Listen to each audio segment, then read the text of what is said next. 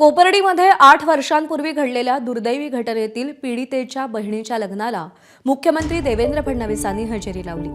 घटनेनंतर कुटुंबियांनी पीडितेच्या बहिणीच्या लग्नाबद्दल चिंता व्यक्त केली होती। तेव्हाच तिच्या लग्नाची जबाबदारी घेणार असल्याचं फडणवीसांनी सांगितलं होतं आणि यानंतर फडणवीसांनी या लग्नाची सगळी जबाबदारी घेत दिलेला शब्द पाळलाय। भाजप नेते प्रवीण दरेकरांनी एक्स पोस्ट करत या संदर्भातली माहिती दिली आणि यासोबतच लग्नामध्ये मंगलाष्टक म्हणण्याची संधी आपल्याला मिळाली अशा भावना दरेकरांनी एक्स पोस्टमध्ये व्यक्त केल्या।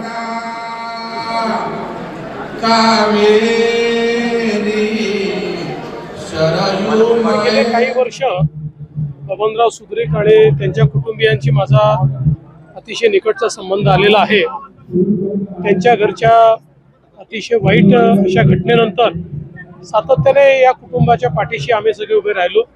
त्यातनं एक जिव्हाळा देखील निर्माण झाला आणि म्हणून साहजिक त्यांच्या घरी विवाहाचं निमंत्रण मिळाल्यानंतर आम्ही त्यांना सांगितलं की आम्ही निश्चितपणे या ठिकाणी येऊ। प्रवीण दरेकरजी, रामभाऊ शिंदे आणि मी आज वधूवरांना आशीर्वाद देण्याकरता आलो। एबीपी माझा, उघडा डोळे बघा नीट।